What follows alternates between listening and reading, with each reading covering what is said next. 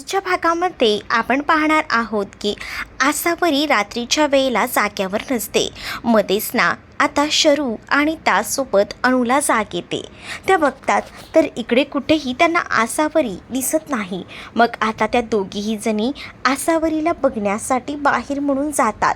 तर बघतात तर काय, आसावरी जी आहे ना ती तिथेच आईबाबांच्या पायापाशी बसलेली असते आणि खूप जास्त रडत असते. दोघीही जणी आता जाऊन तिला समजावत असतात आणि तिला म्हणतात की अगं, तू इथे रडत बसली आहेस, आईबाबांना ऐकू आलं ना तर आईबाबा उठतील, अगं असं करू नकोस, असं बोलून तिला आता समजावून बाहेर घेऊन जातात.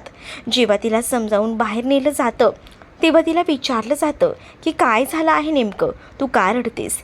त्यावर आता आसावरी सांगते की आज आपल्याकडनं केवढी मोठी चूक होणार होती आणि या सगळ्या काही गोष्टी मी विचारही करू शकत नाही, एवढ्या पुढे गेल्या होत्या.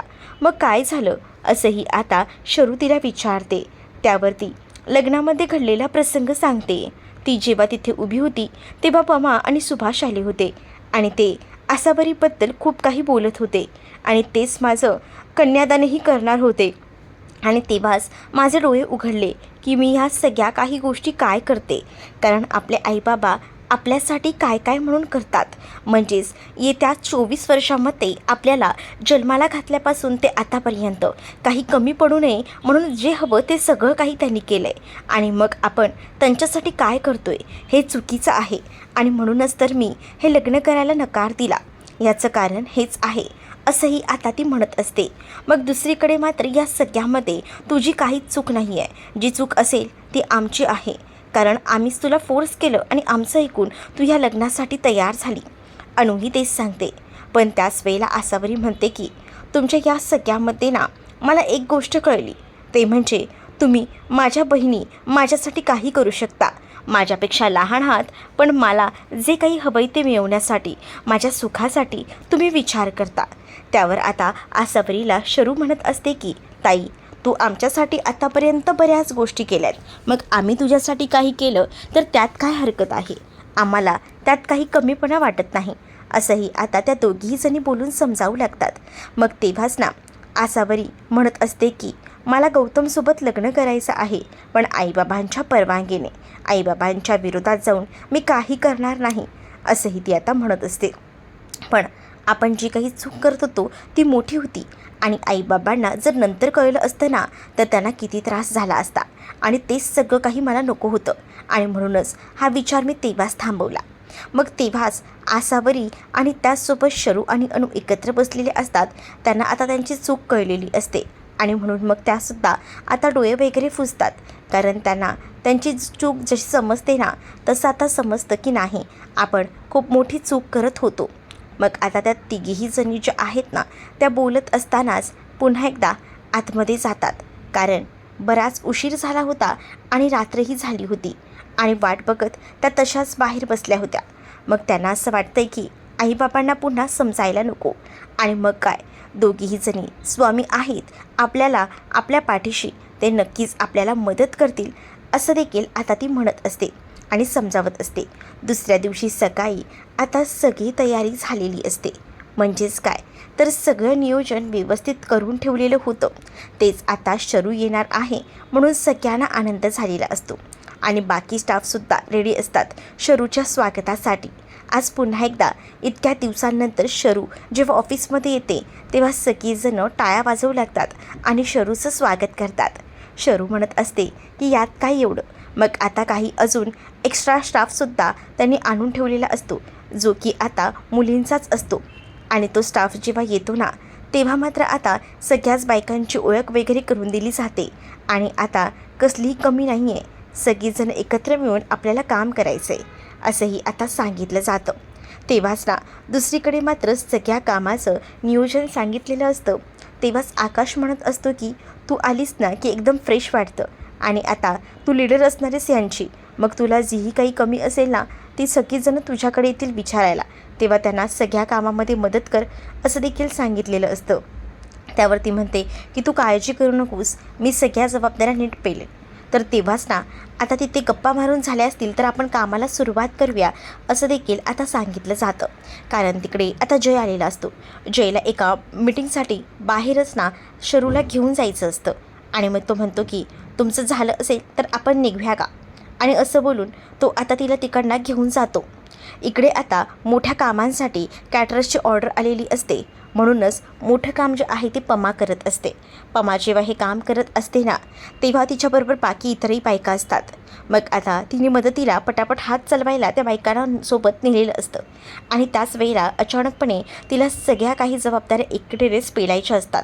मग तिला त्रासही होत असतो, पण या सगळ्या गोष्टी ज्या आहेत त्या केल्याशिवाय तिचा हातही चालणार नव्हता. एवढ्या जर हळू हात चालवाल तर मला दुसरा एखादा आचारी बघावा लागेल असंही तिला आता म्हटलं जातं. तेव्हा ती म्हणते की नाही नाही सॉरी मी करते, आणि असं बोलून मग ती पुन्हा एकदा कामाला जोरात लागते. मग जेव्हा ती आता या सगळ्या काही गोष्टी करत असते तेव्हा स्वामींना एकदाच आवाज देते, स्वामी आता तुम्हीच आम्हाला या सगळ्यातून बाहेर काढू शकता, प्लीज स्वामी आता तुम्हीच मदत करा असं देखील आता ती म्हणत असते.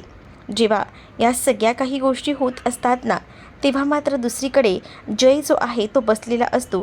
जय बसलेलाच असताना जयला आता सांगितलं जातं की सर मी तोपर्यंत ना तिला काम समजावून येतो. मॅक त्याला बोलतो, पण मॅकला तो आता म्हणतो की तिचं ती काम करेल, तुला कुठेही जायची गरज नाही आहे. पण सर तिला नाही जमणार, मी थोडं समजावून येतो ना तिला, असंही आता तो बोलत असतो. पण तरीसुद्धा ना आता काही म्हणून ऐकायला तयार नसतो इथे जय. जय म्हणतो की तू तिच्याकडे दे काम, ती करेल, काही गरज नाही आहे तिथपर्यंत जायची, असंही आता बोललं जातं. तर दुसरीकडे मात्र किती खडूस आहे हा जय, हेही आता मनातल्या मनातच ना बोलत असते. मग आता शरूला स्वतःहूनच सगळ्या कामाची जबाबदारी लिहिली जाते. मग शरू काय बिचारी एकटीच ते काम करणार असते. मग ती रागातच जयकडे बघत असते. मॅक मात्र तिथे उभा असतो. जय एका खुर्चीवर बसलेला असतो आणि जेव्हा ही सगळी कामं शरूला दिली जातात तेव्हा शरू एकटीच जाते आणि म्हणत असते की ठीक आहे मी करते, आणि मग ती तिथे जाणाऱ्या माणसाला विचारते आणि मग ती एकटीच ते काम हँडल करत असते. कारण आता तिच्यावर ही जबाबदारी दिली म्हटल्यावर तिला हे काम एकटीनेच करावं लागणार असतं. तर इकडे मॅकसुद्धा उभा असतो. तेव्हाच ना मॅकला अर्जंटमध्ये कॉल आलेला असतो, कारण मॅकला इतरही जबाबदाऱ्या दिलेल्या होत्या आणि त्या जबाबदाऱ्या त्याला पेलायच्या होत्या.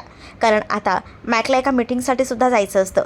मॅक म्हणत असतो की साहेब मला आता एका मीटिंगसाठी सुद्धा बोलवले, त्यामुळे मला पटकन जावं लागेल. मग आता जेव्हा तो हे सगळं बोलत असतो तेव्हा त्याचं लक्ष असतं. मग आता तो बघत असतो की शरूचं काम कसं चाललंय. शरूचं काम बघून ना त्याला हसू येत असतं. त्याला आता त्याचं हसू आवरता येत नसतं. तर दुसरीकडे मात्र आता पाहायला मिळतं की इकडे शरू आपलं काम करत असते, तर मॅक जो आहे ना तो मात्र जयची गाडी घेऊन गेलेला असतो, कारण त्याला अर्जंट मीटिंग असते. इकडे आता कॅटरिंगचे जे पैसे असतात ते पमाला दिले जातात. मग भांडी घासायला एक बाई असते, तिला अचानक चक्कर आलेली असते आणि जेव्हा ती चक्कर येऊन पडते ना तेव्हा मात्र लगेचच ना पमा तिथे येते. पमा म्हणते की हे कामसुद्धा मी करू शकते, तुम्ही याचे मला पैसे द्याल ना. मग हो हो देईन ना. मग आता पमा एकटीच तिथे भांडी घासण्यासाठी बसते. पमा जेव्हा भांडी घासायला बसते ना तेव्हा पमाला खरं तर ना त्रास होत असतो, तरीसुद्धा तिला पैशांसाठी का होईना हे काम करावं लागतं आणि तिथे काम उत्तमपणे करत असते. दुसरीकडे आता त्याच बस स्टॉपच्या समोर तिथे आता सुभाष आलेला असतो. सुभाष कामासाठी वणवण फिरत असतो आणि हे समोर असलेले मला दिसत असतं. पमा तर आता पाहतच राहते. पमा स्वतःचं तोंड लपवत असते, जेणेकरून सुभाषने पमाला असं रस्त्यावर भांडी घासताना बघायला नको म्हणून. पण हे सगळं काही आसावरीच्या लग्नासाठी चाललेलं असतं. सुभाषची सुद्धा उडाताण होत असते हे पमाला दिसतं. म्हणून आता पमा म्हणते की आम्ही आमच्या मेहनतीचं काम करतोय, पण स्वामी तुम्ही आमच्या पाठीशी उभेच राहत नाही आहे. आता खूप झालं स्वामी, तुम्हीच काहीतरी मार्ग दाखवा, तुम्हीच काहीतरी करू शकता. आता मी हार मानलेली आहे बाबा या सगळ्यामध्ये, असंही आता पमा एकटीच रडत रडत बोलत असते आणि तिथे जी भांडी आहेत ती घासून पूर्ण करत असते. इकडे शरूची साईटवर कामं चाललेली असतात आणि तेव्हाच ना एका मीटिंगसाठी इकडे निघायचं असतं जयला. पण जयकडे आता गाडी नसते. जय विचार करतो आणि तो मॅकला कॉल करतो. मॅकला विचारतो, अरे तू कुठे राहिलास, मला एका मीटिंगला जायचं आहे, गाडी घेऊन गेलायस, कधीपर्यंत येतोयस. मॅक म्हणतो मी हे काही येतच होतो, पण तुम्हाला सांगू का गाडीमध्येच रस्त्यात ना पंक्चर झाली आहे, मग आता गाडी घेऊन येता येणार नाही. अरे मग मी मीटिंगला कसा जाऊ. सर एक त्यावर सोल्युशन आहे, आपल्याकडे एक बेबो आहे ना, म्हणजेच तिची स्कूटी आहे ना ताडीच्या स्कूटीने तुम्ही मीटिंगला जा. मी आणि तिची स्कूटी नाही ना? नाही, ती लेडी स्कूटी मी चालवणार नाही. पण आता जर मिटिंगला गेलात नाही तर प्रॉब्लेम होणार नाही का? वेळेवर तर पोचायचं आहे ना. मग असं कसं करताय? जा, तुम्ही एक काम करा, मागा तिच्याकडे स्कूटी. मी नाही मागणार आहे. तू माझी मदत कर या सगळ्यामध्ये. तू तिला फोन करून सांग, मग ती देते का बघ, मगच मी जाईन. आणि ती गाडी मीच घेईन ना, तिला नको सांगूस. मग आता इकडे मात्र त्या मॅकची हालत बेकार झालेली असते. या दोघांच्याही मध्ये त्याचा आता कचुमर झालेला असतो. तो विचार करतो की काय ना, या दोघांच्या भांडणात मला पडावं लागते. मग आता तो लगेच जयचा फोन ठेवतो आणि त्याने आता शरूला कॉल केलेला असतो. शरूला कॉल करून तो आता सांगू लागतो की तायडे, माझं एक काम कर ना, एक ना मोठं काम आहे. मग आता शरू विचारते की काय झालं? अगं सरांना ना गाडी हवी होती, मिटिंगला जायचं आहे, जरा तुझी बेबू देतेस का? मग आता त्यांना तुलाची बोलायची काय गरज? त्यांनी डायरेक्ट मला बोलले असते तरीसुद्धा काहीतरी प्रॉब्लेम सॉल्व्ह झाला असता ना. मग मी त्यांना काही माझी गाडी देणार नाही आहे, मी त्यांच्यासोबत जाईन. मग काय करायचं आहे ना ते बघते.